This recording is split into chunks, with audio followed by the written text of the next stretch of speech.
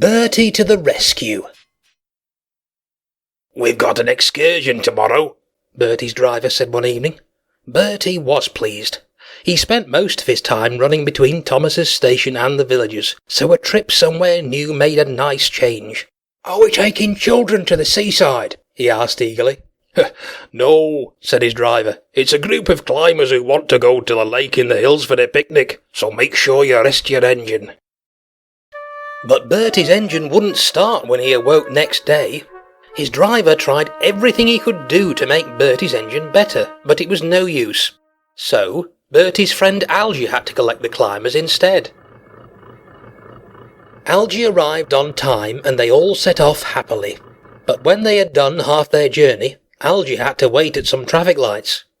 While they waited, Algy's engine stopped, and, try as he might, the driver could not start it again. "Would you mind helping me push Algy out of the way?" the driver asked the passengers. "We can't hold up the traffic like this." The passengers were pleased to help. They pushed as hard as they could, and, in a cloud of white smoke, managed to get Algy started. Algy's driver went on very carefully, never letting the engine run slowly, until at last, late but safe, they reached their destination. From a nearby house, the driver telephoned the garage to tell them what had happened, and the group of climbers ate their lunch.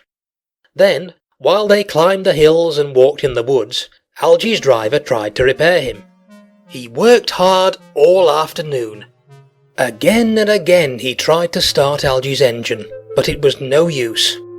Then, when there was only an hour to go before it was time to start for home, he went to the telephone once more.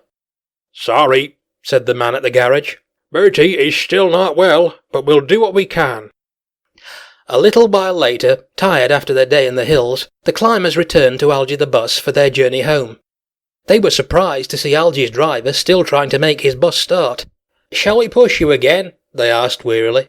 "Oh, I don't think that'll help now," said Algy's driver sadly. "I can't get him to work at all." "How long will it take for another bus to come and collect us?" the climbers asked anxiously. "I'm afraid there isn't another bus," said Algy's driver. "That's the trouble. Bertie's out of action as well. But I rang for help an hour ago."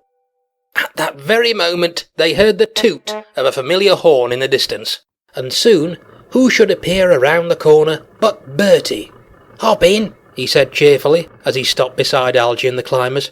"Driver's mended me and now I feel fine. We'll have you home before you can say Bertie the bus."